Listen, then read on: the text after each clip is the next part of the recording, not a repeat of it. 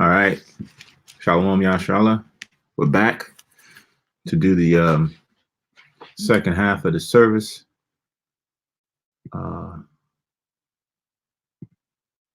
Pick up in John, the 18th chapter. Let me just get a couple things here while others dial back in.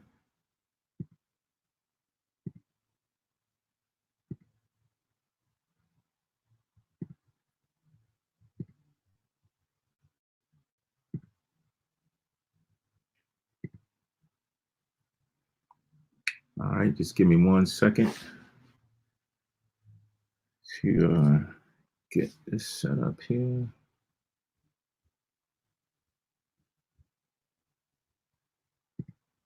All right, 1 more second. All right. So we're going to pick up in St. John, the 18th chapter, and the first verse to do the second half of the Sabbath service. All right. So it starts off with says, when Yahushua had spoken these words, he went forth with his disciples over the brook Sidron, where was a garden, into the which he entered with his disciples. Right. So it says he went into a brook. Right. So I'm just going to throw a quick map up just so you can kind of see geography where he was. Right. So here's Jerusalem, and it says Kidron, but you know, when you read things in the Old Testament and the New Testament, even in the Apocrypha, it just changes the way it's worded or spelled. So Sidron there is the same as Kidron here, and this is where he's at that garden. And you see right near it, it also mentions the Mount of Olives, right? So that's also, we know, where Yahushua went to pray also at times. So this is in that area that we're talking about, and then you see Jerusalem right next to it. All right, so it's good to sometimes get either online Bible atlas, Bible maps to kind of give you the actual visuals of the locations of where they went, as well as even maybe having a Bible atlas with some history and stuff in books or at your home. All right, so that's kind of where we're talking about now, where Yahushua is physically located, as now he's about to glorify the Most High by his actions of what he's about to do, right? It says again, when Yahushua had spoken these words, St. John 18:1, he went forth with his disciples over the brook Sidron, where was a garden, into the which he entered, and his disciples. And Judas also, which betrayed him, knew the place, for Yahushua oftentimes resorted thither with his disciples. So it was already known that Judas was the betrayer, right? And he conspired already and went and got money from the chief priests and got him in a manner where they would go and use him as the bait to go and to apprehend Yahushua, right? Again, we just read in the last one that Yahushua knew that Judas was the devil. He was going to be the one that was going to give him up. So here it is. Judas was with him also, because he was going to be the one that was going to get a sign. They said, yeah, that's the one right there, right? So it says, and Judas also, which betrayed him, knew the place, for Yahushua oftentimes resorted thither with his disciples, right?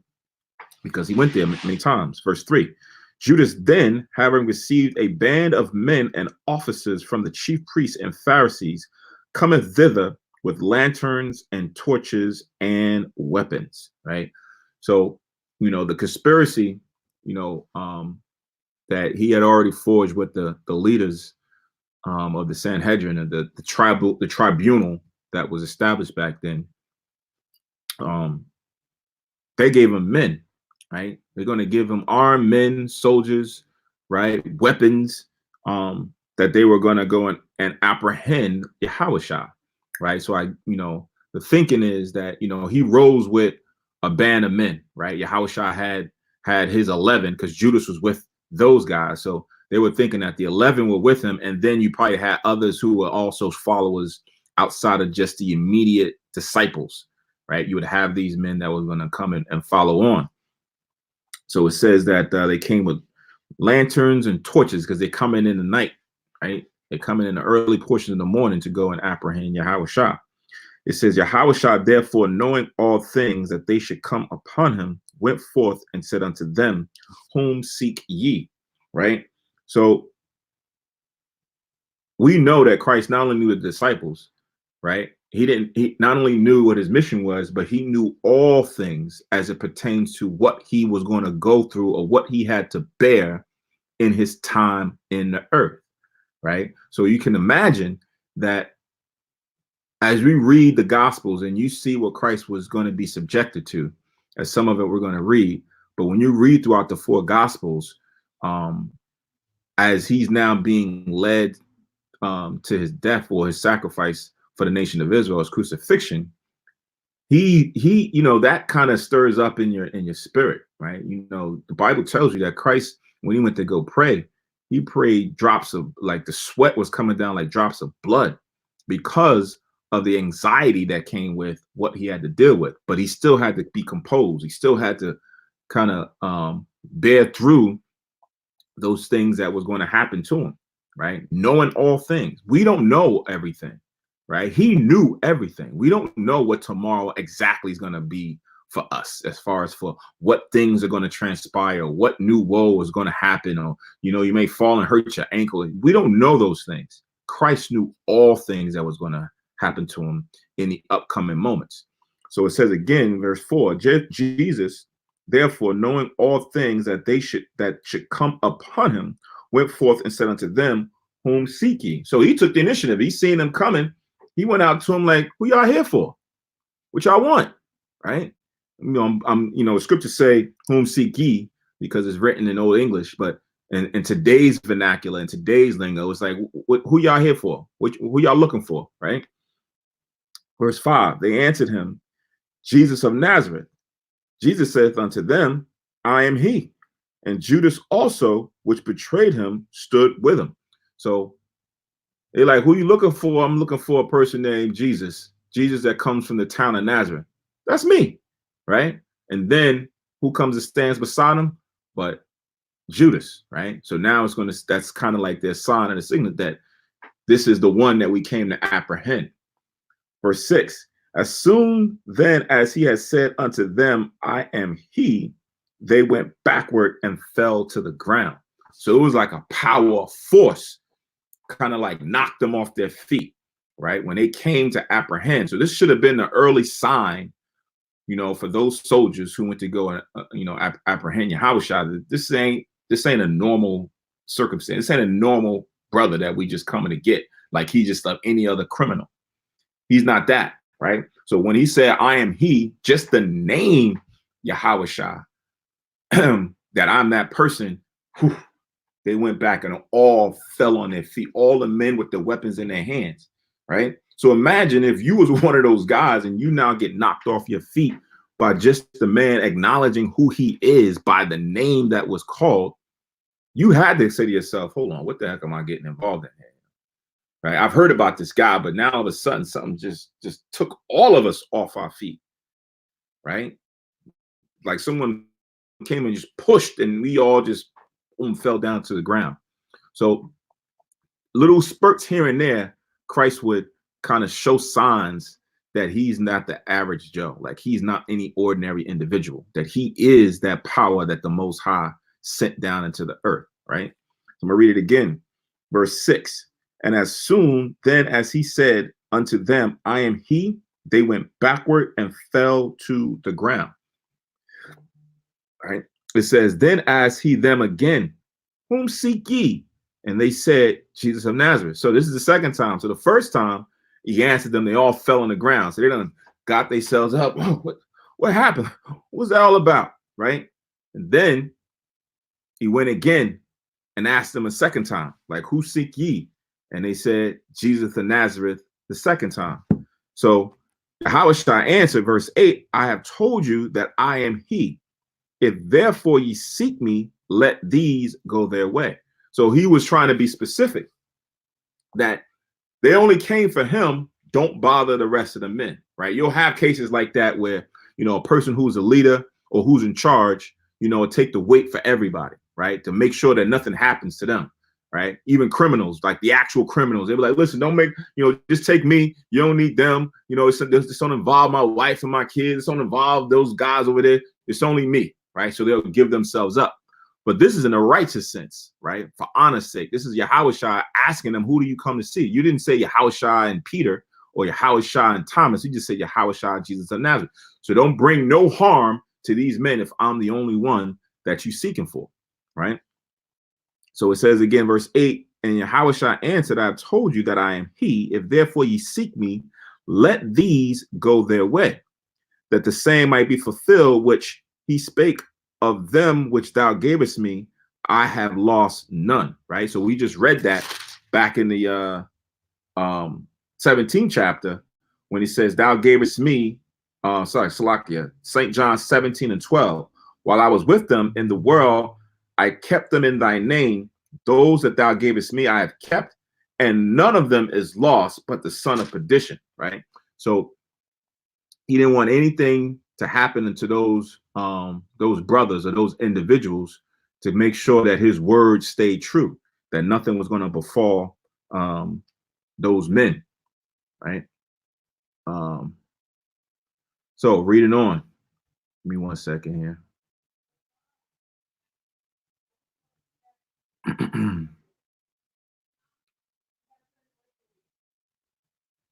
1 second here. He is jumping off the thing here. All right. So let's continue on. Verse 10. So like it says, then Simon Peter, having a sword, drew it and smote the high priest's servant and cut off his right ear. The servant's name was Malchus, right? So here it is, Yahushua is acknowledging that, hey, y'all coming to get me? Cool. Don't mess with them. Peter, being the one who we know is going to be the next in charge to take over the church after Yahushua would leave, he had the energy, the adrenaline in him. He took his sword out of his sheath, and when it struck the servant, one of the soldiers who came to get Yahushua, cut off his ear. So he had to hit him in the head, and then his ear got cut off, right? So Peter had to be a nice with the sword, right? Because you just don't normally just you go and take a sword and you hit someone's head, you probably just jam inside his head, but he sliced his ear off, right? So here it is where Christ has now said prior to that he needs to be glorified, right? Now is the hour come where I may be glorified. And now here it is, as Peter is now trying to stunt the growth of Yahushua, of the will that was set before him. He went and cut the guy's ear off in an attempt to say, don't mess with him, leave him alone. We're about to stand here and fight for him, right? So then as Yahushua sees it, he says, verse 11, then said Yahushua unto Peter, put up thy sword into the sheath. The cup which my father have given me, shall I not drink it? Right? Put your sword back in his holster, man. What are you doing? What, am I not supposed to do the will of the Father that he set before me? Are you going to prevent that? Are you going to stop that? Right? Remember, Peter, this is a couple times where Peter, when Christ had to go and say, Peter, get thee behind me, Satan, because he had a spirit that was preventing the will of the Most High. Right? So here it is again, Peter not fully understanding that Christ was destined to complete this will, complete this mission, kind of was trying to prevent it, to scare these soldiers off. But this had to happen. So put your sheep back in. Don't you know I gotta do this, right? So you can link this with St. John, the 4th chapter. St. John, the 4th chapter.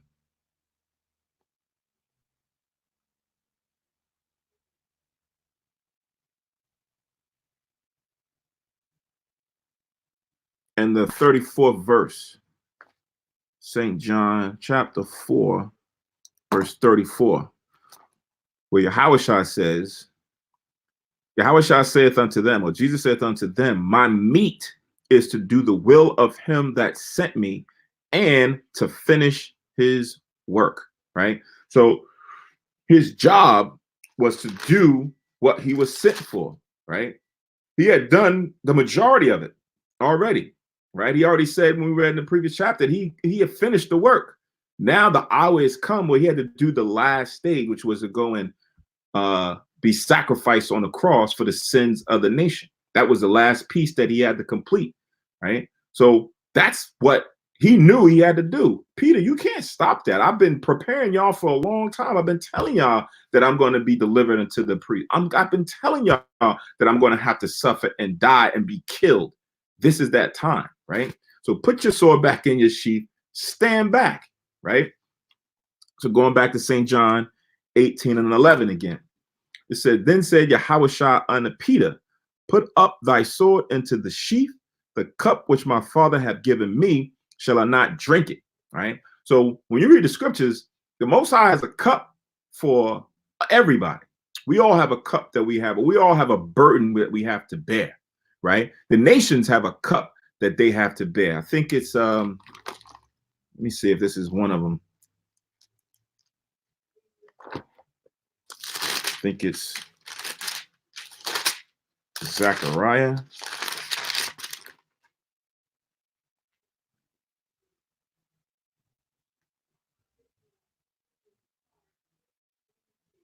So this is Zechariah chapter 12.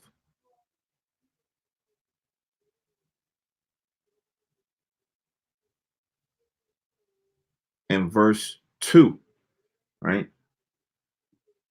So it says in Zechariah chapter 12, verse 2, behold, I will make Jerusalem a cup of trembling unto all the people round about, when they shall be in the siege, both against Judah and against Jerusalem, right? So the cup of trembling is a cup that the Most High has filled that these other nations are going to have to deal with, right? There's nothing that's going to stop it. No prayers, right? No willing, no protests, none of that is going to stop that cup from happening to the other nations. So everybody has a cup to drink that cup that you was now destined to bear, right? Individually and then collectively as a nation. The Most High has already signed these prophecies down that an individual or given the instructions that these things need to happen. So Christ has his cup that he had to bear, right? Shall I not drink it? Who's going to tell the Most High no, right? I'm going to prevent you from doing the will of the Most High now, right? That was a part of the prayer that Christ prayed when he was in the garden, that the Most High could remove that cup. Nobody can take that cup out or rewrite it but the Most High. No one can pardon it but the Most High, right? That was a prayer that Christ did to the Lord before this all transpired when we read in previous chapters. That he was, the anxiety he was building up, he was getting a bit nervous, right? Even the Messiah was getting nervous because we just read he knew all things. So if you know that, listen, I'm about to die in about 8 hours, I'm about to die in about 5 hours, it builds up. And not only just die, remember, he is the Messiah. He's the first creation of the Most High. You read the scriptures, they was slapping them and spitting on them and doing all kind of defaming them and everything else. When you know that you have people who are beneath you, less than nothing, treating you in that manner, and you got to bear with it, man, you have all kind of emotions that's going inside of you. And then you're going to be crucified. You're going to have to die and be hanging up on the cross for hours until your death, until you give up the ghost, give up the spirit.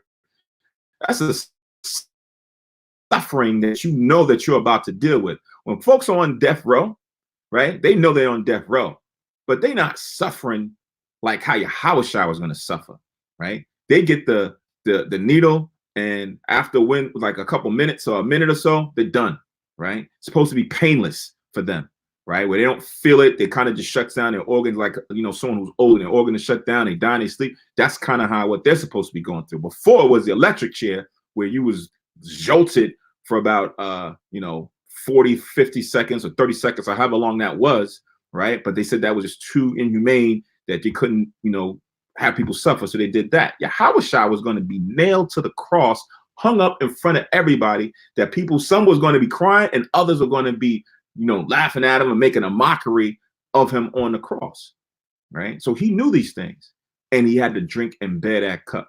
So the same thing for us. We know what the Most High has set up for us. We have certain things that the Lord has told us that we're going to go through, right? That's the cup that we have to drink, and we have to drink it, right? But there's benefits, there's rewards, there's good, tokens that the Most High gives you for overcoming these battles, right? There's knowledge, there's wisdom, there's precepts, there's favor being shown to you where the Most High protects you from certain things. And you know, because I'm bearing this, I'm getting these blessings on the other side. So that's kind of where our mind has to be focused on, that the cup that we now, the 1/3, the 144, are drinking, and some will come into drinking, has its benefits, as opposed to you don't want to be a worldly person, right? You can link that up with First Peter's. First Peter's, I think it's the 4th chapter.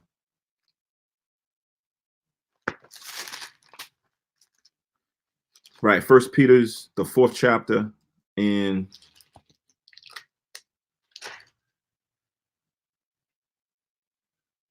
I'm gonna start from 12. First Peter's 4 and 12.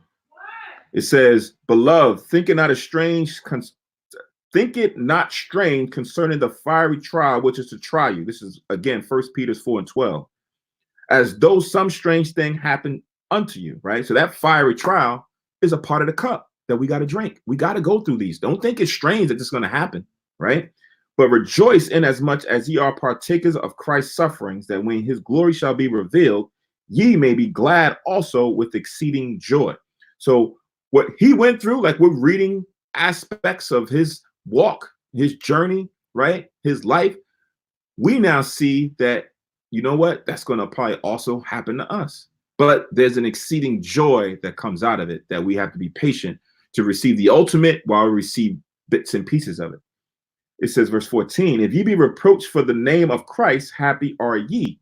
For the spirit of glory and of God resteth upon you. On their part, he is evil spoken of," right? So to everyone else, he is evil spoken of. When we talk about he is evil spoken of, the truth about Christ is evil spoken of. When we say that Christ only died for one person, that he was a dark-skinned man with white woolly hair, that the people that he came from also resembled him. Nah, I don't want to hear that one. That Christ is evil spoken of. The one where it's a man with blonde or brownish hair and he's pale, fair skin, reddish, right, with blue eyes, and he came for everyone. That one is, he's spoken well of, right? He's highly favored, right? But this Christ is going to be evil spoken of. But it says, "But on your part, he is glorified." So when we drink and continually drink and digest Christ, drink of that cup, which is of Christ's blood, he's going to be glorified even more before the Most High. Now check this out, verse 15. "But let none of you suffer as a murderer or as a thief or as an evildoer or as a busybody in other men's matters." So again, these letters that Paul and Peter, James and John were writing were to the churches.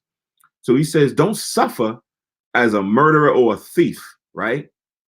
Using very criminalistic activities that most people do, right? Covetousness, envy, and everything else leads to murders, right? Theft or thievery. Then it says, or as an evildoer, anything evil. You don't want to suffer for those things where you're thrown in jail because you are doing evil or doing things that you're not supposed to do. Then it even gets on a light scale where it says, or a busybody in other men's matters, not women's matters, because we always put that stigma on women and says, oh, they're gossipers, they're into certain things, but men do it too, right?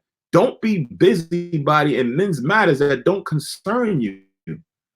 Talking about this person and talking about that, that's a trait that should not be becoming of a servant of the Most High, right? And the Most High gives, and Christ gave us characteristics and ways, I should say, of handling those situations.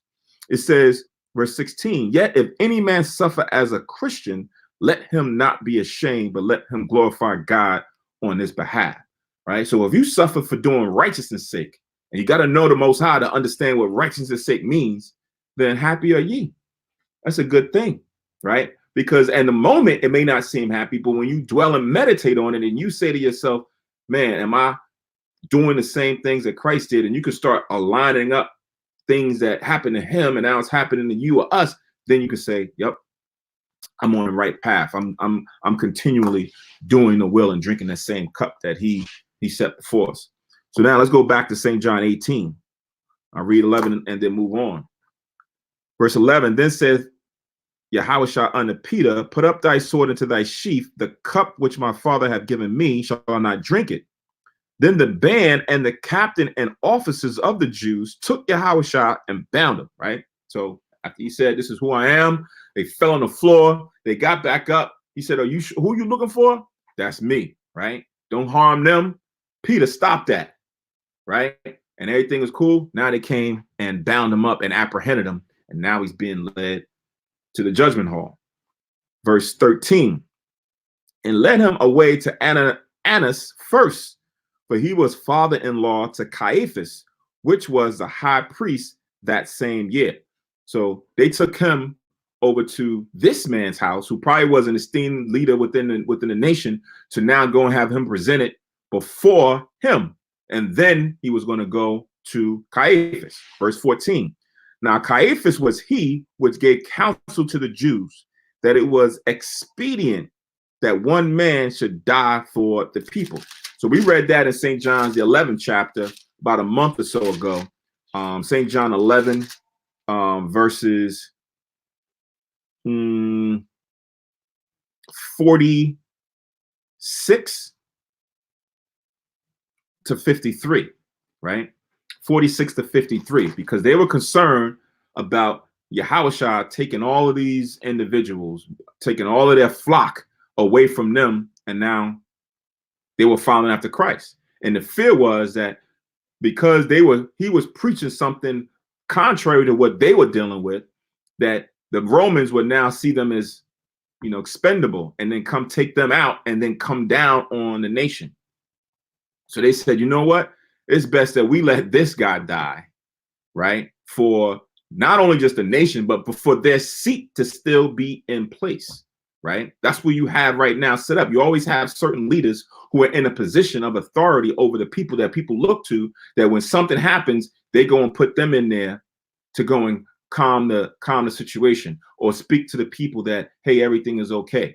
Don't worry about it. It's not a big thing. I was just watching on, I think it was HBO, and he was talking about the Atlanta child murders that happened, I think back in the 70s or something like that. And then you had these, children who was being found all over the place, and everybody's wondering, like, what's going on? Why is our children being murdered like this? We need answers. Well, the government, the state didn't come in. They went and sent, of course, one of our own in to kind of calm the situation. They said, yeah, we're doing the best that we can. And the people wanted to go and tear his head off, right? But again, they're not for the people, they're for themselves and their position, right? Just like how these Jews were set up for their position and authority, they didn't care for the people, right? They didn't believe on what was being done by the Messiah. So again, that was St. John. We're not going to read it, just write it down. St. John 11, chapter 11, verse 46 to 53. And the last verse of 53 talks about how they took counsel on how they were going to put him to death. Meaning there was meetings that were set up on how we're going to do this and how we're going to do that. All right, we need somebody. Oh, we got someone on the inside. It's Judas. He done came. So you always have that. And you see a lot of camps concerned about people creeping into their camps and being spies, or being, taking information and leaking that to go tell somebody else, to bring them down, right? But in this time, Spirit is going to deal with that. Yahushua had Judas with him, and it just fulfilled the Most High's will. So we shouldn't be overly concerned with that. We should be concerned, but not overly concerned. So let's go back to St. John 18 and verse 15. And Simon Peter followed Yahushua, and so did another disciple. That disciple was known unto the high priest, and went in with Yahushua unto the place, or the palace of the high priest. But Peter stood at the door without. Then went out that other disciple, which was known unto the high priest, and spake unto her that kept the door, and brought in Peter, right? So now this is going to get into now the inquisition that's about to happen with Christ, with the chief priests and the men, and then it's going to lead him to Pilate. But then now it gets into, how we operate as men in this truth and what we stand for. Because we know when you get into the next dialogue is going to go into Peter himself, and Peter was supposed to be, was going to be set up or determined Christ was going to be the rock. and what emotions and what, whether he was afraid or whatever that was going to happen when he was now put on the spotlight, right? It says, then saith the damsel that kept the door unto Peter, art not thou also one of this man's disciples? He said, I am not, right? So right off the bat, Peter denied Yahushua, right? No, I'm not one of those, right? I don't know what you're talking about, right? So we know Christ talks about, if you deny him, he will deny you before the Father, right? But this here has to be, make sure we put it in its proper context. So we're going to understand that Peter did this, but Peter felt remorseful and things after when we get to the end. So again, verse 17, then said the damsel that kept the door unto Peter, art not thou also one of this man's disciples? He said, I am not. And the servants and officers stood there, who had made a fire of coals, for it was cold, and they warmed themselves. And Peter stood with them and warmed himself, right? So he's standing by the door. Hey, won't you roll with him? Ain't you the guy that's in there? Ain't you with one of them, the people that was found? Nah, I don't know what you're talking about, right? So let me get out of here. You go over here, people warm their hands. Yeah, man, it's cold out here, right? He's just there to just see what's going to happen, right? And check out the scene. But it really was going to be the test that Yahushua had told him what was going to happen to him before this whole event transpired. So reading on, it says, the high priest then asked Yahushua of his disciples and of his doctrine, right? So now they're, performing an inquisition about what is it that you teach, right? Who are these men that are with you, right? It's like they're being in your first 48, or they got you in a room and they got a bunch of people that's coming in and just asking you random questions, here and there. It says, verse 20, Yahushua answered him, I spake openly to the world. I ever taught in the synagogue and into the temple, whither the Jews was always resort, and in secret I have said nothing. So he's pretty much answering them to say, you trying to question me on what I teach and what my doctrine is. Listen, I've been going out openly everywhere. When I went to the synagogues, everybody was there. When I went to this place, everybody was there. When I was in the street, everybody heard it, right? What do you mean? What is this doctrine? It's known widely. Verse 21, it says, why askest thou me? Ask them which heard me what I have said unto them. Behold, they know what I said. So if you wanted to know so bad, if y'all wanted to kind of do is just question it, won't y'all just go to the people and ask them specifically, what was it that he said that was so bad? What was it that he did that was so bad, right? And just don't take my word for it, right? Even Christ himself went into the law as far as for having out of the mouth of 2 or 3 witnesses. Like, go and get these witnesses. Go find out from the people. Everybody heard me, right? Verse 22. And when he had thus spoken, one of the officers which stood by struck Yahushua with the palm of his hand, saying, answerest thou the high priest so?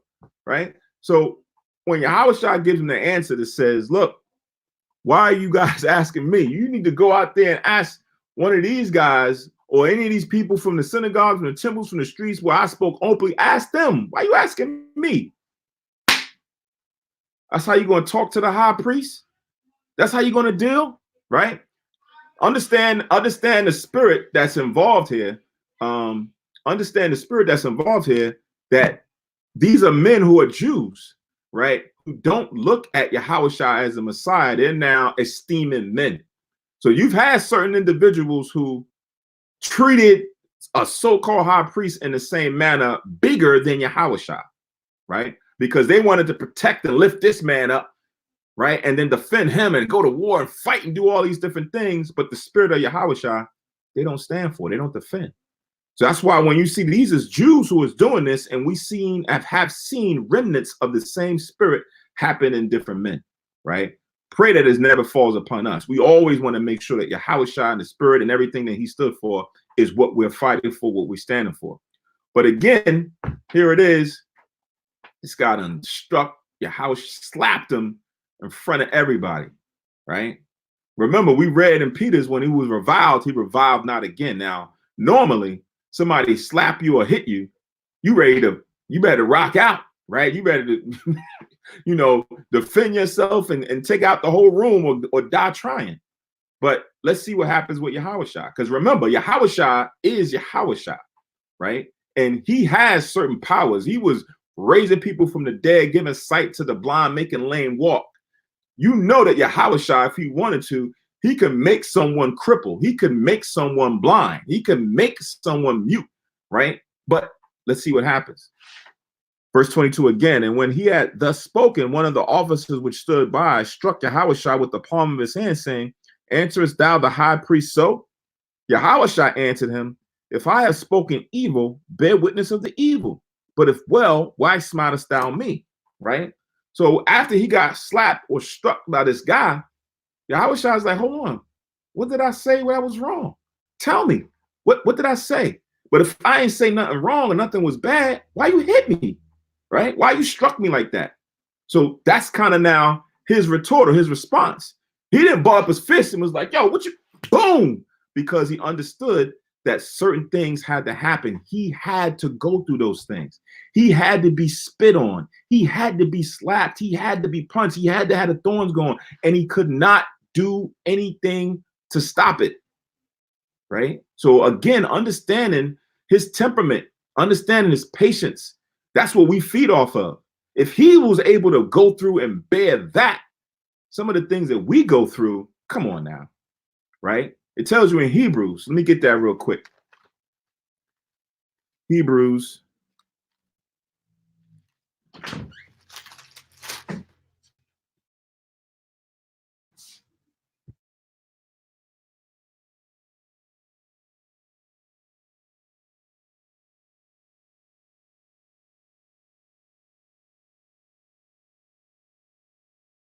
So this is Hebrews, the 12th chapter and the 4th verse.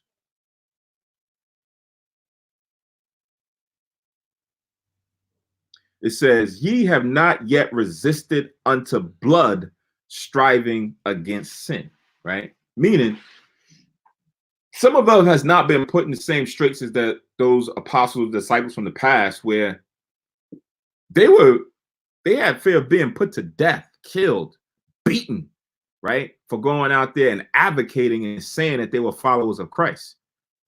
We're saying that we're followers of Christ according to scripture, that we're Jews, that we're Israelites.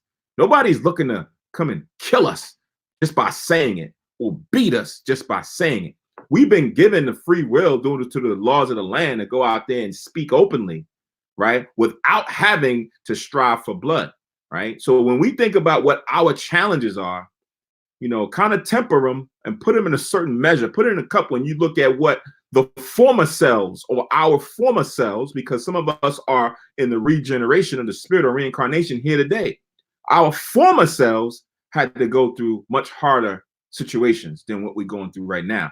Ours is more mental, right? Theirs was mental and physical, but ours is more mental now as we move forward. So what he went through and then being struck and having to bear through it and suck it up like a champ and continue on speaks to his character as far as for what it means to continue to execute the will of the Most High, right? You got to do it by any means but I don't say by any means, by the means of the fruits of the spirit to be able to bear and get through these situations, right? So now back in St. John 18 and 24, remembering Peter is still outside. He's already denied Yahushua, right? So now it says in verse 24, now Annas had sent him bound unto Caiaphas, the high priest. So this was the first stage of the Inquisition. This is the father-in-law. So he must have had a high position. Now he's done talked to him. They done slapped him and everything else. Now he's sending them to the high priest, right? To his son-in-law. Verse 25, and Simon Peter stood and warmed himself. They said, therefore, unto him, art not thou also one of his disciples? And he denied it and said, I am not, right? So it's like if you're watching a TV screen, this situation here is kind of like that, a TV series or a movie where, the first part you see Peter outside and he's already denied the damsel or denied or told the damsel that he don't know Yahushua, and he left the damsel and went and stood by the fire. So he's standing by the fire looking around and chatting it up, and then it cuts to Yahushua in the father-in-law's house, Annas. Now, if they done did what they did, and now he's like, all right, take him to Caiaphas, right? It cuts back now to Peter being outside, still by the fire, warming himself. And now they asking him, hey, don't you with that guy that's in there? And it says, what? He denied it and said, I am not. I don't know what you're talking about. I'm with him. I'm just here. This is cold out here. I'm just checking out, getting some heat, right? Verse 26, one of the servants of the high priest, being his kinsman, whose ear Peter cut off, said, did not I see thee in the garden with him? So the guy who Peter went and sliced his ear off, he's there now. He's related to the high priest. Or he's one of the servants of the high priest. And he's like, hold on. Damn, wasn't you there? I seen you in the garden, right? But he probably doesn't fully remember who it was that did it, but recognized that Peter was there. So now he's asking Peter this. So this is the third time that Peter is now being questioned. Verse 27, Peter then denied again, and immediately the cock crew, right? So now you have it where Peter has now just denied Yahushua 3 times. So now when you get the actual occurrence, when you're reading the gospel, right, the gospel words it differently. But the one that's in Mark 14:27, I believe. Mark 14, not 27, 70.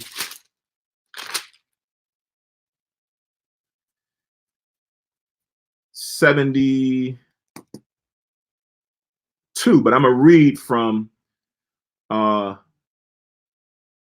68 down just to kind of get the spirit in Peter's temperament, right? So this is Mark 72, verse 68. It says, but he denied, saying, I know not, neither understand I what thou sayest. And he went out into the porch, and the cock crew. And the maid saw him again, began to say to him that stood by, this is one of them. And he denied it again. And a little after, they that stood by said again to Peter, surely thou art one of them, for thou art a Galilean, and thy speech agreeth thereto. So, right, the way you talk, your diction is the way that how those Galileans talk, right? So you definitely got to be one of them. Verse 71, but he began to curse and to swear, saying, I know not this man of whom ye speak, right? So he just didn't just say, I don't know what you're talking about. He was out there kind of like really saying, man, I don't know what you're talking about, and cursing and saying certain things, swearing on certain things that we probably ought not to do. Peter did it, right? To kind of distance himself from Yahushua because of what he's now seeing Yahushua go through. Remember, Yahushua was like the world to them. And in certain aspects, you got to think that they thought that Yahushua was untouchable. And now they seeing Yahushua being slapped. Dag, if Yahushua is going through this and he's not easily being apprehended, I don't know. You kind of have certain doubts and second thoughts, right? So he began to curse and swear that he don't know nothing about no man named Yahushua. Verse 72. And the second time the cock crew, and Peter called to mind the word that Yahushua said unto him, before the cock crow twice, thou shalt deny me thrice. And he went, and when he thought thereon, he wept, right? So he went and considered what his actions just did, right? And of course, he had to go and repent from it. But Yahushua knew that was going to happen to Peter. He told him that was going to happen. Yahushua knew he was one of those who created his spirit. He knew all the events that was going to transpire, and he gave Peter an insight that he didn't himself know, right? So here it is. Peter done denied Yahushua 3 times before the cock crew twice, right? It's a good class in itself, a good 30, 40 minutes of aligning the different stories to get the full picture of how things happen, because, again, it words it a little bit differently in different gospels. But I think we kind of get the gist of what transpired here. Give me 1 second.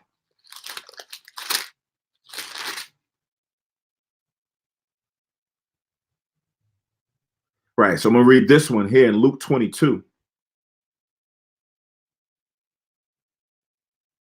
Luke 22 and 60.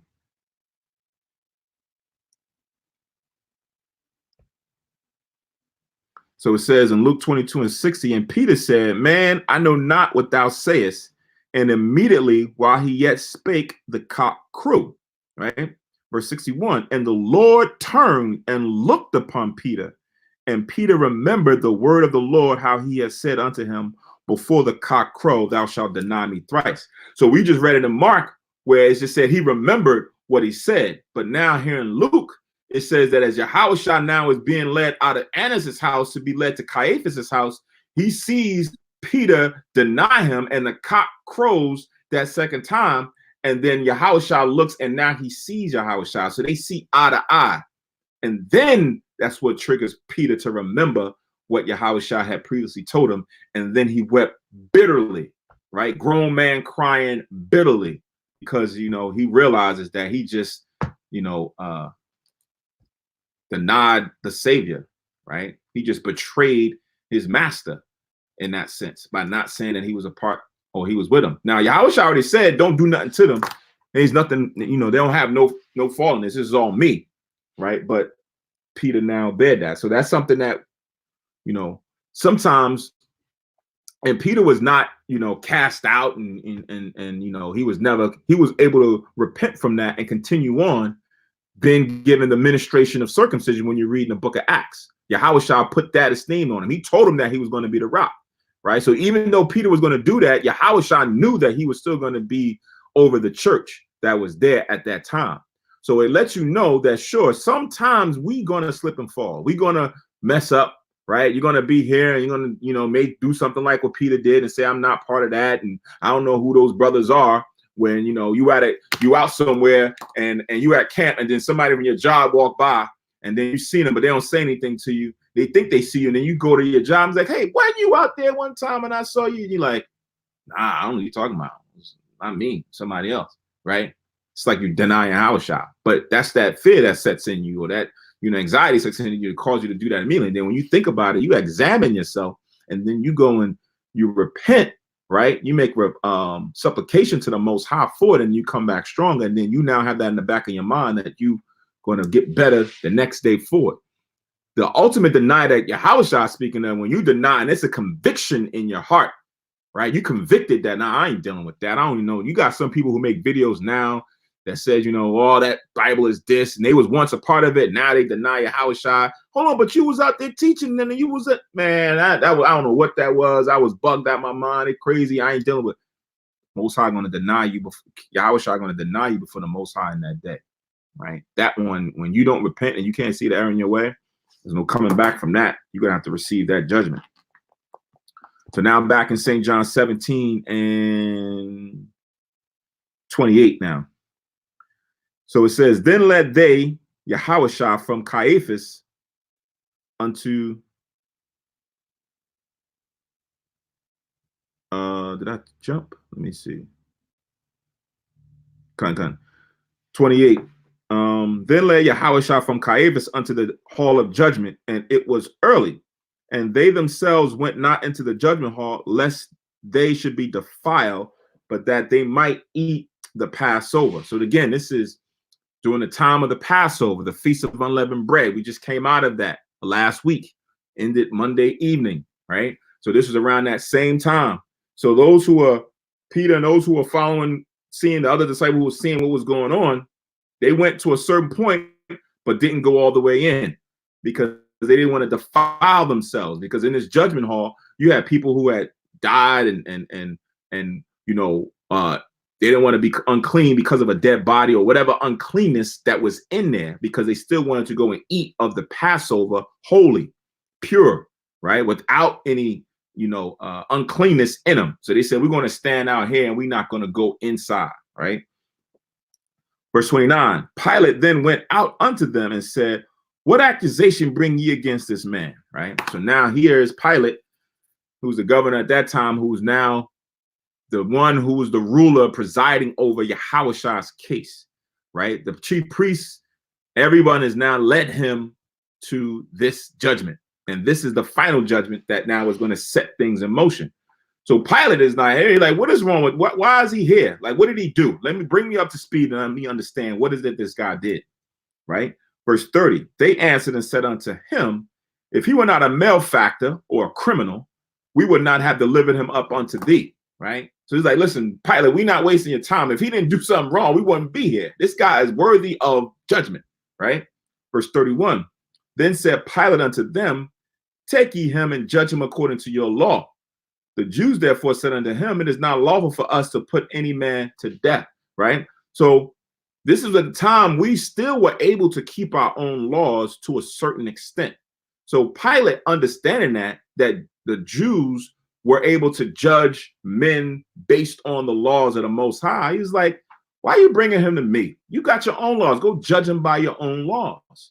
And they said, listen, it's not lawful for us to put any man to death, right? We don't have that power. The Sanhedrin, the rulers, that was strict. They could not execute capital punishment upon an individual, right? So they had to go to the Romans to say such and such, let them make that determination of that judgment that he needed to be put to death, and then it would have been so, right? Same thing now, right? If someone comes up and we see that, hey, somebody is worthy of death, you go take him to the court, right? Take him to the court, let the judge pronounce sentence upon him, and then he or she will be put to death.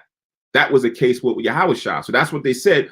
It's unlawful for us to put any man to death. Not that it's not in the Most High's laws that if a man is a witch or a sorcerer, or if he lays on another man's wife, that's in the law, but they could not execute that during the time of the Roman rule, right? That was now only Rome that could execute that.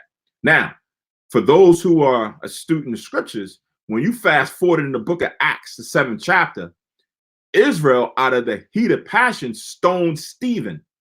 They weren't supposed to do that, but they did that out of the heat of passion. Same thing happens now. People execute street justice, but that's not their place to go and do that. They're supposed to go to the courts. The Sanhedrin, or the leaders of Israel, didn't want to do that to jeopardize their position. So they went and said, okay, fine, we're going to take them to Pilate and let Pilate handle the matter, right? To put back context into why they're saying what they're saying. All right, verse 32, that the saying of Yahushua might be fulfilled, which he spake, signifying what death he should die. Then Pilate entered into the judgment hall again and called Yahushua and said unto him, art thou the king of the Jews? Right? So Yahushua now knew the course of events. So when they're outside telling Pilate, like, look, this guy's worthy of death. We can't kill him. You got to kill him. Right? And that spirit was in them to make sure that they did that, because Yahushua had already told the disciples that he was going to be killed of the heathen. They were going to do this, right? By the hands of them. The Romans were going to do it. So that had to happen that way, right? That spirit that we read in Acts 7 was not going to happen during the time of Yahushua, because that's not how it was scripted. That's not how Yahushua said it was going to go, right? So now Pilate comes back in the hall.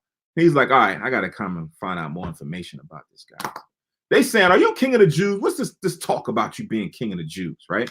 Verse 34, Yahushua answered them saying, Yahushua answered them, sayest thou this thing of thyself, or that others tell it of thee of me, right? So when he's asking them, are you king of the Jews? Yahushua is like, hold on. Did you think of this? Did you come up with this? Or did somebody push you to say that? What did you hear about this king of the Jews stuff? Because I know it ain't come from your mind. I know you just ain't think of it on your own. That's what Christ is asking. Verse 35, Pilate answered, am I a Jew? Thine own nation and the chief priests have delivered thee unto me. What hast thou done? So he's kind of answering them right. He's like, listen, I ain't one of your own people did this. Your own people is saying this, right? They delivered you unto me with these accusations talking about that you were king. What did you do, right? That causes all this strife. Verse 36, Yahushua answered, my kingdom is not of this world. If my kingdom were of this world, then would my servants fight, that I should not be delivered to the Jews. But now is my kingdom not from hence, right? So he's now really going over Pilate's head, because he's not saying that he's a king right then and there. He's not saying that his reign is supposed to be happening. What he's saying is, look, my kingdom is not right now. I'm not going to rule ever in this setup during the time of the Romans, during the times of the Spaniards, during the time of the Brits, during the time, whatever, throughout any empire that the kingdom of Edom had, he was not going to rule. All of that had to transpire, pass, and then afterwards he would come and rule. So he's kind of giving him a tidbit. My kingdom is not of this world. If my kingdom were of this world, then my servants would fight, right? Now, when he's talking about servants, he's not even just talking about the 12, because in the previous chapters, he tell you that he can call down 12 legions of angels to come and help fight for his honor and his name, right? But if he did that, how would the truth, or how would the Most High's will be done? So he could not do that, right? Let me get that verse real quick. I think it's can't remember off the top of my head. Matthew's 26. So this kind of goes into that same conversation. Matthew's 26 and verse 53, I think it says here. Right. So this goes into what Yahushua said to Peter when he took off the soldier's ear, right? This is what power Yahushua had that he could have executed. So it says in Matthew's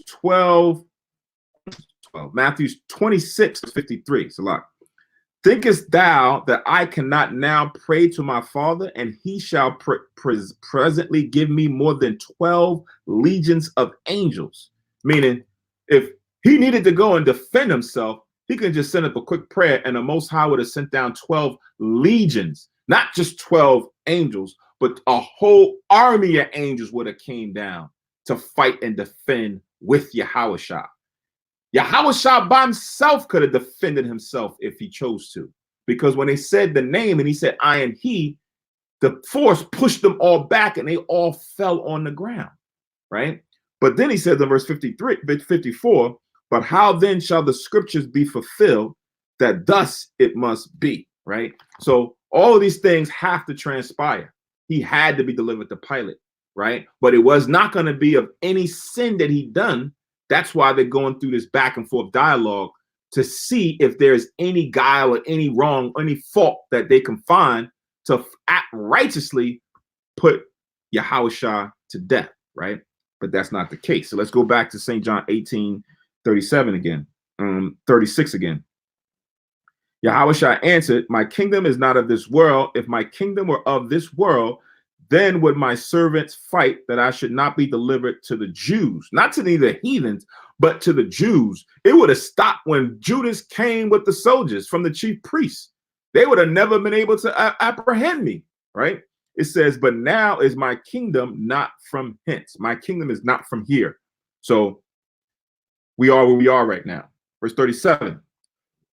Pilate therefore said unto him, art thou a king then? Right? So he's hearing all this stuff about my kingdom and it's not from here. And it's so wait, are you saying that you're a king? Right? Verse 37 again. Yahushua answered, thou sayest that I am a king. To this end was I born, and for this cause came I into the world, that I should bear witness unto the truth. Everyone that is of the truth heareth my voice. Right? So you're asking, are you a king? You said it, but I'm just letting you know that everything that's happening right now, that has happened to me, has led me to this point to fulfill the things that was written, right? I had to go through these things. They had to keep saying these or be saying these things about me. My kingdom is going to come, but it's not going to come now. To this end was I brought to fulfill the Most High's will, right? You can link this up with John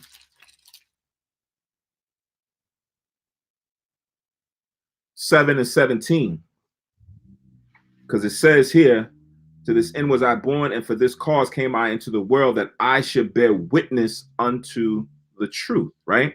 It says in John 7:17, if any man will do his will, he shall know of the doctrine, whether it be of God or whether I speak of myself, right? So anyone who is in the truth or understands the truth, hear Yahushua speak, knows that this is ordained of the Most High. We can go back into scriptures in the past in the Old Testament to kind of correlate that the things that he was doing was what was written of him. The things that he was about to embark upon was what was that had to happen. Even back to, I think it was Isaiah 58. When you read Isaiah, I think it's 53. So like Isaiah, the 53rd chapter, that whole chapter is pertaining to Yahushua and the things that he was going to have to go through, right? That whole chapter is describing Yahushua's walk in these last days and the days that he was on the earth leading up until his death, right? So as he says, to this end was I born, and for this cause came I into the world, to sacrifice himself for the people, that I should bear witness unto the truth, and everyone that is of the truth heareth my voice. Verse 38. Pilate saith unto him, what is truth? Right? So he ignorantly is listening to what Yahushua is saying, but of course he don't know. Of course he is not totally in tune with what the truth of the Bible is, right? And we just went through this evening in class where it talks about the truth falls back to the commandments of the Most High. It falls back to the testimonies of God that has been given to man, right? It falls back to the prophecies of the Most High that has now been foretold about the current events. All of that is the truth. He was talking about it right then and there, right? You could just write down Psalms 119 and 142. I think we went through this last night as a good precept to let you know that the commandments or the law is the truth. So when someone says they're in the truth, you are abiding by the Most High's will, which is the law. Same thing it says in Psalms 40 and 7, right? The law, the will of God is to do his law, right? To keep his commandments. That's the truth. If you're not keeping the commandments, you're not in the truth. In order to keep the commandments, you got to read the scriptures. You got to read about these commandments. And when you read about the commandments, in that, you're going to find out stories and testimonies about events and historical periods, right? All that pertains to the truth, not what's in the theological doctrine or what's in the religious doctrine that's not in the Bible, right? So he was wanting to know, well, what's the truth then, right? That you're talking about. If people hear their words, they're going to know the truth. So it says, and when he had said this, he went out again unto the Jews and said unto them, I find in him no fault at all, right? Because based on that dialogue, he had not put out anything that was a threat, right? To him, to the Romans, or what was a threat to the people, right?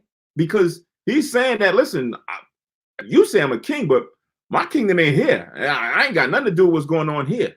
So that's not a threat to what was presently going on, according to what Pilate is saying. He hadn't done or said anything that the Jews would now have been in fear for their lives, nor did the Jews bring any accusation that was worthy for him to be crucified or put to death. So after all that, what's the truth? I'm confused. But you know what? Forget it. Let me go. All right. Listen, I don't find no fault in this guy. I don't know what y'all talking about. There's nothing wrong with this man. I'm about to let you know what? Hold on. And then he's going to present the next thing. Verse 39. But ye have a custom that I should release unto you one at the Passover. So now Pilate is remembering. He's like, listen, I don't know what these guys, he ain't got nothing wrong with them, but I'm going to have a fallout.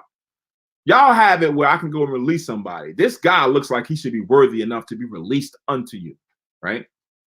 It says, will ye therefore that I release unto you the King of the Jews? So one would think that, you know, America, I'm not sure if all the other countries have the same thing, but, you know, this goes back to, you know, probably the Roman rule where you have certain people who are criminals, right, who have been sentenced to either life or sentenced to long periods in jail or in prison, that they get a pardon by the incumbent president or by the president before he leaves, right? Or sometimes even in the middle of his presidency, he'll give them a pardon.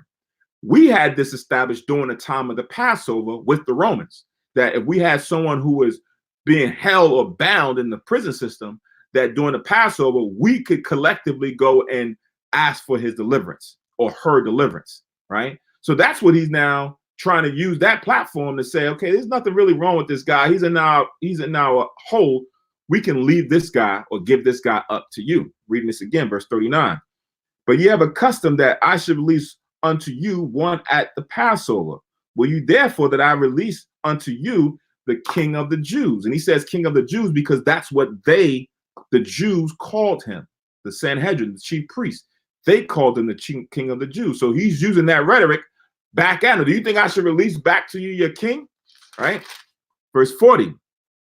Then cried all again, saying, not this man, but Barabbas. Right? It says now Barabbas was a robber. Right? So it wasn't that the people just said that on their own accord. The chief priests and the elders were going through the midst of the crowd and giving them that answer, persuading them that they should use Barabbas and not Jesus. Nah, he ain't worthy. This guy's he's a blasphemer. Don't choose him. Choose the thief. Choose the thief. Yeah, choose the thief. And people looked up to these priests. They looked up to these elders. They looked up to the Sanhedrin. So they followed suit, right? Those who were blinded and fully didn't understand the will, they was like, yeah, give us Barabbas, give us Barabbas. Whereas there was no fault in Yahushua. Again, all of this had to happen that way. Christ knew that the chief priest was going to do that. He didn't get on the wall and say, no, hold on, don't listen to them. Stop that. These guys is lying. He didn't say anything. He didn't defend himself against these false accusations because he knew that that was the will of the Father.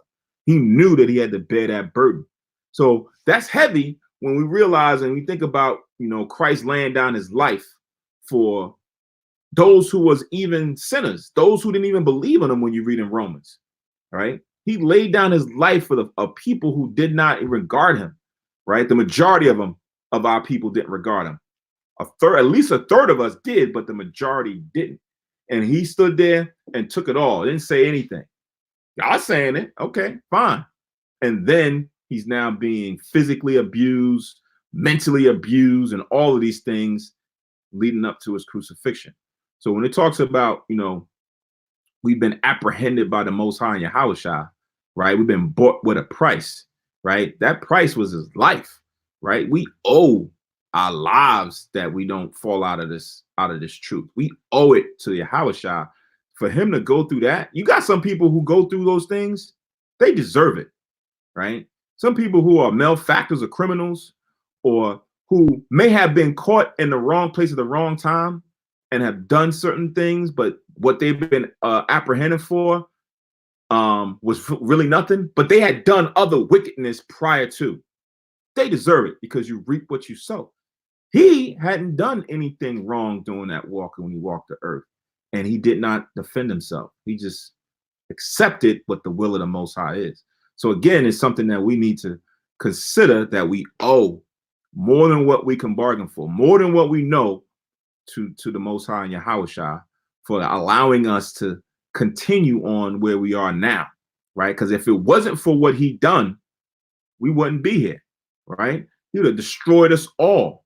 He said, I can destroy and take these stones and raise up another nation if he so chose. But he loved Israel so much and made that agreement with our forefathers that he would never leave us, right? But I'm going to end off with this scripture here, Leviticus 26, I think it is. Leviticus 26, either 26 or 27. Yeah, 26. Leviticus 26 and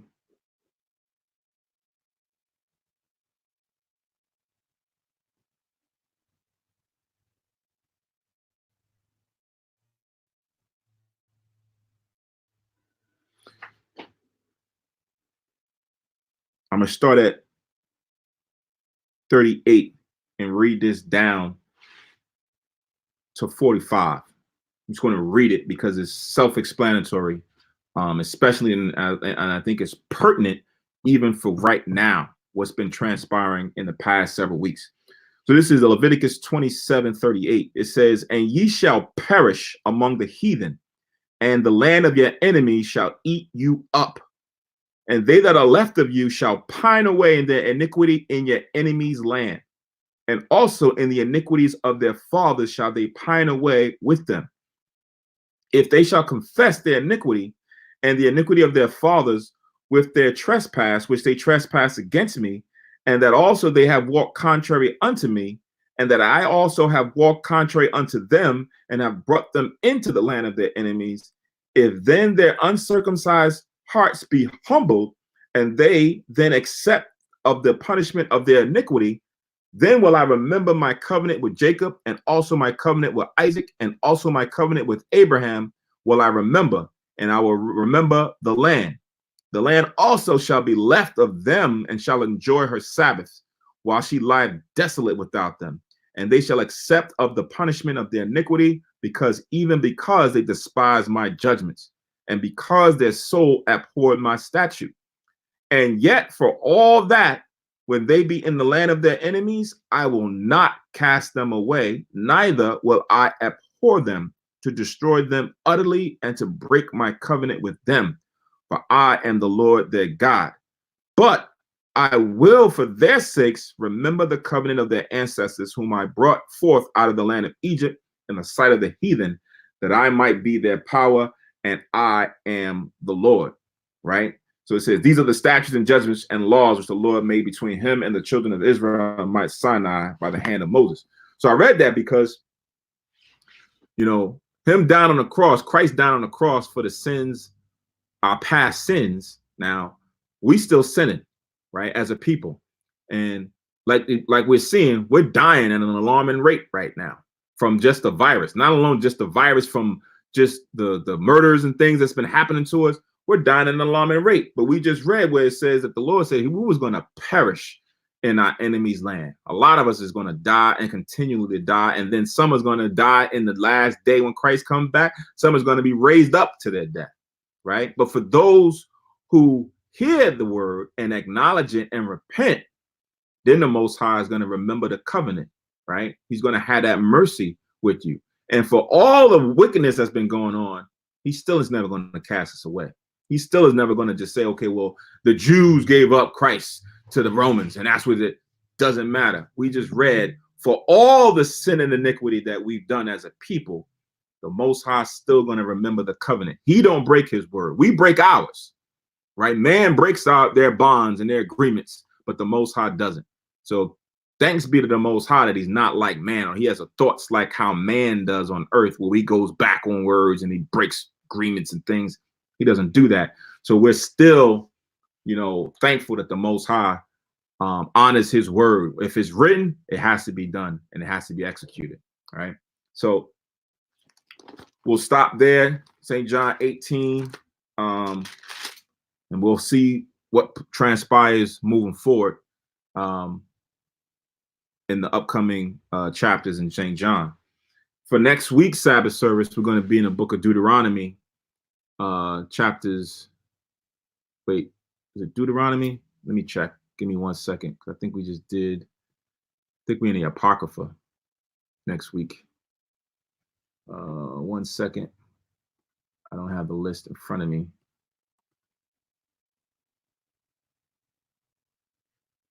I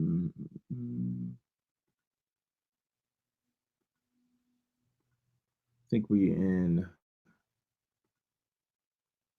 So we should be in Wisdom of Solomon.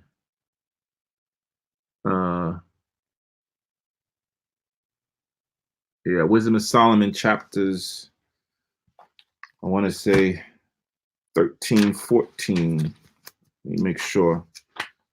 Wisdom of Solomon chapters 13 and 14. Khan.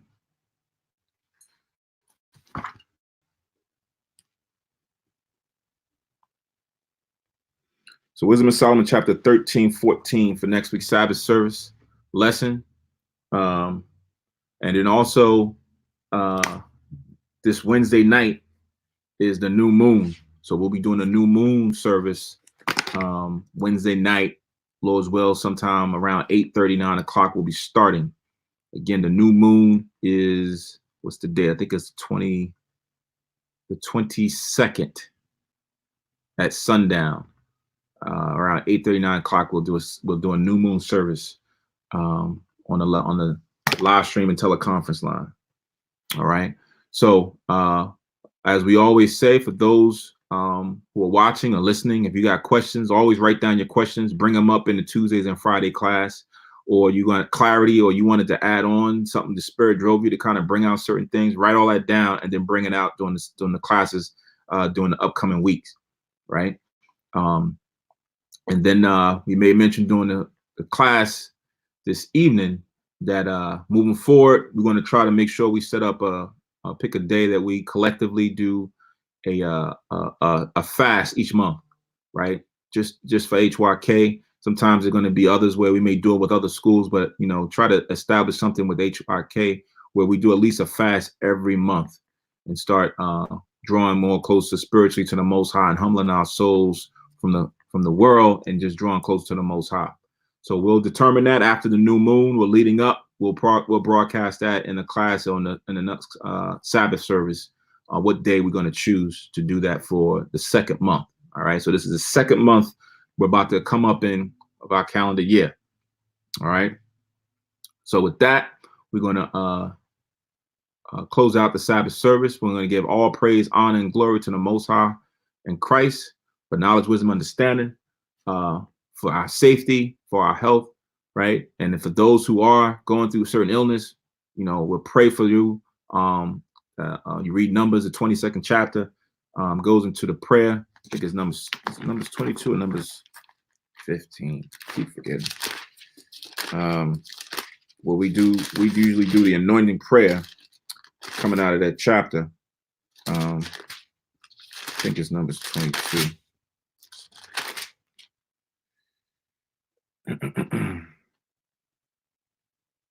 Nope.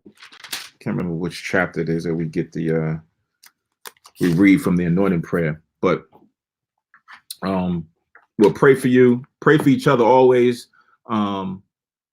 Look out for those who are not, your neighbors, just as goodwill. They don't have to be in the truth for you to just check on them and just to make sure that everything is okay with them, whether it be, they need food, they just need anything. Just check on those who are around you, as being brothers according to the word. And Most High as well will see each other or hear each other during the classes. Everybody has a good, productive, spiritual upcoming week. All right. And then with that, I'm going to say shalom and stay tuned for the closing prayers.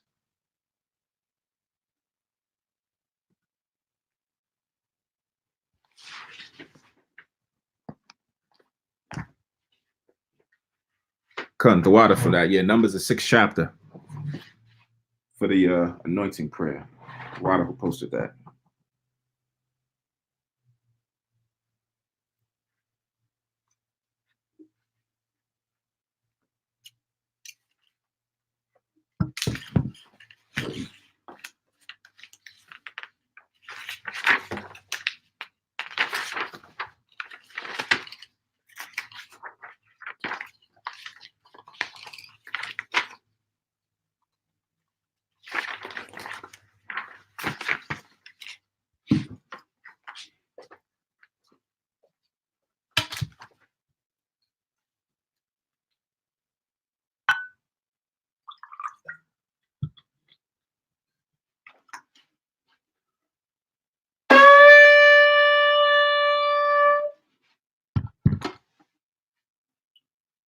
Barakata Yahweh Ba'Hashem Yahweh Shai, Hahawa Nathan Lanawa Par Yahagapan Thwada Amun, La Yahweh Ba'Hashem Yahweh Shai, Ath Yasha Ella.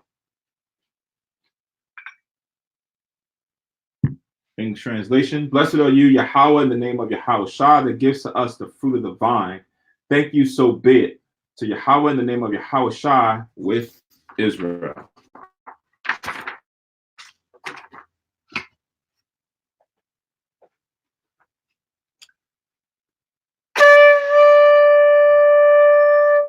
I might upon you, I Jerusalem, stand and face Jerusalem.